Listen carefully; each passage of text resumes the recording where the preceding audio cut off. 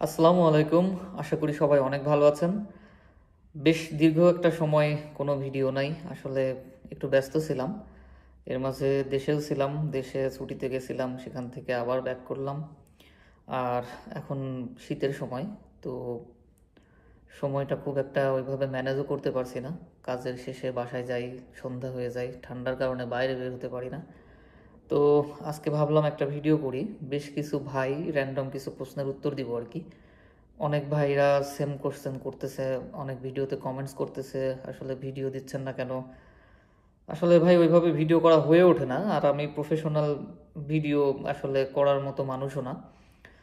তো আজকে যে তথ্যগুলো আপনাদের সাথে শেয়ার করব সেগুলো আমি একটু আপনাদেরকে আগে বলে নেই। তো আমি আজকের ভিডিওতে যে তথ্যগুলো শেয়ার করব সেগুলো একটু শর্টে বলি। সেটা হচ্ছে বর্তমানে নিউজিল্যান্ডের কাজের অবস্থা, বাংলাদেশ থেকে ওয়ার্ক পারমিট ভিসা বা ই ভিসা এখন হচ্ছে কিনা। অনেক ভাই জিজ্ঞেস করেন যে বাংলাদেশে কোনো ট্রাস্টেড এজেন্সি আছে কিনা। আর আরও দুইটা বিষয়, যেটা হচ্ছে ভিজিট ভিসাতে এসে নিউজিল্যান্ডে থাকা বা কাজ করার সুযোগ আছে কিনা। যদিও এটা অনেক কমন প্রশ্ন, অনেকবার এর অ্যান্সার দেওয়া হয়েছে, বাট তারপরেও আমি আবার আজকে দিব। আর লাস্ট যে প্রশ্ন থাকছে সেটা হচ্ছে এনজেডে আসতে টোটাল কত টাকা খরচ হয়। তো চলুন মূল ভিডিওতে যাওয়া যাক। প্রশ্নটা হচ্ছে এনজেডের বর্তমান জবের অবস্থা কি। আসলে এনজেডের বর্তমান জবের অবস্থা খুবই খারাপ। আর অনেকে এই কথাটা শুনলে অনেকে হয়তো নানান ধরনের কমেন্টস করবে যে আসলে খুবই খারাপ, তাহলে আপনারা কি করতেছেন বা আপনারা আছেন কেন। ভাই আমরা তো চলে আসছি, আর আমরা আল্লাহর রহমতে আল্লাহ রিজিকের ব্যবস্থা করে রাখছে, যেভাবে হোক আসি। বাট নিউজিল্যান্ডে ম্যাক্সিমাম সময় একটা জবের ক্রাইসিস থাকে, আর বিগত 10 বছরের মধ্যে এই বর্তমান সময়ে যে ক্রাইসিসটা যাচ্ছে এটা মানে সর্বোচ্চ জবের ক্রাইসিস। তো এই জন্য বর্তমানে নিউজিল্যান্ডের জবের পরিস্থিতি খুবই খারাপ। ইভেন আমার কোম্পানি থেকেও একটা মানুষকে কাজ থেকে মানে আনএমপ্লয়মেন্ট দেওয়া হয়েছে, খুব বেশি জব না থাকার কারণে। তো ম্যাক্সিমাম কোম্পানিতে আমার পরিচিত এভাবে আরও বেশ কিছু ভাই ব্রাদার আছে যাদের আসলে জব নাই, কোম্পানিগুলোতে কাজ নাই, বড় বড় কোম্পানিগুলো কাজ না থাকার কারণে আসলে এমপ্লয় রাখতে পারছে না। তো যারা এই মুহূর্তে যেখান থেকেই আসেন, নিউজিল্যান্ডের ভালো কোম্পানিগুলো খোঁজ খবর নিয়ে দেখে শুনে তারপরে আসবেন।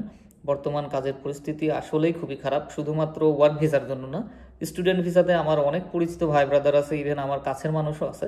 স্টুডেন্ট ভিসাতেও যারা আসছেন তারা একটু খোঁজ খবর নিয়ে আসবেন জবের অবস্থাটা, কারণ এখানে পার্ট টাইম জবটাও খুব একটা ইজি না, খুব সহজে জব পাওয়া যায় না, রেফারেন্স ছাড়া জব পাওয়া যায় না। তো ওভারঅল জবের অবস্থা মোটামুটি এখন খুবই খারাপ। আগে তো খারাপ ছিলই একরকম, কিন্তু এখন খুব বেশি খারাপ।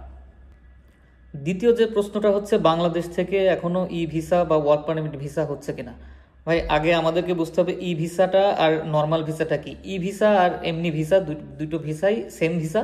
ই ভিসা হচ্ছে যেটা আপনার পাসপোর্টে স্টিকার মতো যে ভিসাগুলো হয়, আমরা মিডিল ইস্টে গেলে আমাদের পাসপোর্টের যে একটা পেজে স্টিকার ভিসা থাকে, সেটা না, এটা হচ্ছে ইলেকট্রনিক ভিসা। তো নিউজিল্যান্ডের টোটাল ভিসা সিস্টেমটাই হচ্ছে ই ভিসা, এটা কনফিউশনটা দূর করবেন আপনারা। আপনারা অনেকেই বলেন যে আমি যদি বলি যে বাংলাদেশ থেকে কোনো ভিসা হয় না, আর আপনারা জিজ্ঞেস করেন ই ভিসা দিতে যাচ্ছে এজেন্সি, তো ই ভিসাটাই ভিসা, ঠিক আছে, ই ভিসাটাই ভিসা। আপনারা ই ভিসাটাকেই প্রাধান্য দেন, বলেন যে ই ভিসা দিতে চাই। তো ভাই ই ভিসা আর ভিসার মধ্যে কোনো তফাৎ নাই, নিউজিল্যান্ডের টোটাল ভিসা সিস্টেমটাই ই ভিসা সিস্টেম। আর ওয়ার্ক পারমিট বলে নিউজিল্যান্ডে কিছু নাই। নিউজিল্যান্ডে সরাসরি কোম্পানি থেকে আপনাকে জব অফার দিলে আপনি সরাসরি ওয়ার্ক ভিসার জন্য আবেদন করতে পারবেন। ওয়ার্ক ভিসার জন্য আবেদন করলে আপনি সরাসরি ওয়ার্ক ভিসা পাবেন এখানে। আর নিউজিল্যান্ডে সবসময়ই ভিসা হচ্ছে ওয়ার্ক ভিসা, সারা পৃথিবী থেকে আগে থেকেও যেমন চালু ছিল এখনও তেমন চালু আছে। তবে নর্মালি বাংলাদেশ থেকে ওয়ার্ক ভিসা হওয়ার সম্ভাবনা 99% নাই।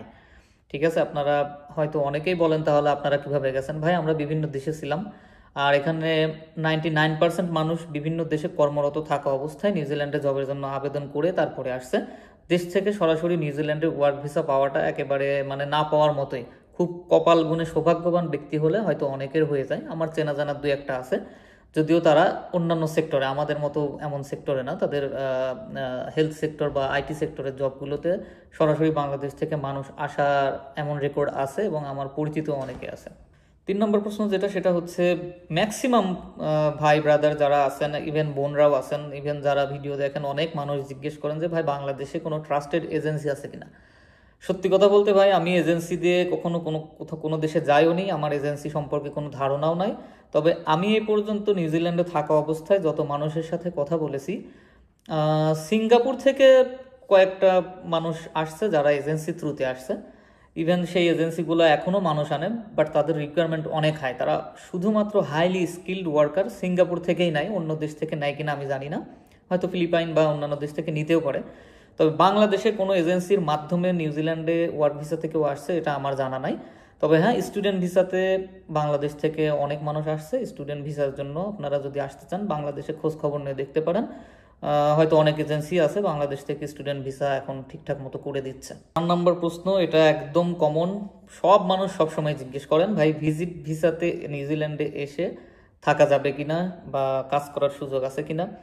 নিউজিল্যান্ডে ভিজিট ভিসাতে এসে আপনি যতদিন ভিসার মেয়াদ আছে, আপনাকে বেড়ানোর জন্য যতদিন দিয়েছে ঠিক ততদিন থাকতে পারবেন। এর মাঝে আপনি কিছু রিমোট জব করতে পারবেন। রিমোট জব মানে আপনারা হয়তো জানেন অনেকে। আর এছাড়া অন্য কোনো কোম্পানির আন্ডারে বা অন্য কোনো কাজ করতে পারবেন না, আপনাদের কোনো কাজ করার পারমিশন নাই, থেকে যাওয়ার তো কোনো চান্সই নাই। হ্যাঁ, একটা মাত্র ওয়ে আছে, আপনি যদি ভিজিট ভিসাতে এসে আপনি যদি স্কিল্ড হন, আপনি যদি কোনো কোম্পানিতে ইন্টারভিউ দেন, কোম্পানি যদি আপনাকে স্পন্সরশিপ বা জব অফার লেটার দেয়, সেক্ষেত্রে আপনি ইমিগ্রেশন নিউজিল্যান্ডে আপনার ভিজিট ভিসাটাকে কনভার্টের জন্য আবেদন করতে পারেন। সেক্ষেত্রে ইমিগ্রেশনের উপরে ডিপেন্ড করবে আপনি আসলে ভিসা পাবেন কি পাবেন না। এছাড়া আর দ্বিতীয় কোনো রাস্তা নাই, এবং অবশ্যই সেটা কোম্পানিটা অ্যাক্রেডিটেড এমপ্লয়ার হতে হবে, তাহলে আপনি ভিজিট ভিসাতে এসে আপনার ভিসা কনভার্ট করতে পারবেন, বাট সরাসরি আপনি এখানে কোনোভাবেই থাকতে পারবেন না।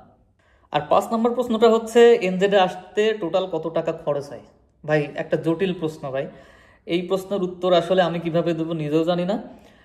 নিউজিল্যান্ডে যদি আপনি সরাসরি সব কিছু নিজে করে আসেন, একদম সরাসরি কোম্পানির সাথে আপনার ইন্টারভিউ, জব অফার লেটার পাওয়া, সমস্ত ডকুমেন্টস রেডি করা, ভিসার জন্য আবেদন করা, অবশ্যই ভিসা আবেদন নিজে নিজে করার চেয়ে আমার মনে হয় লয়ারদের করাই ভালো, আমি যেভাবে করে আসছি।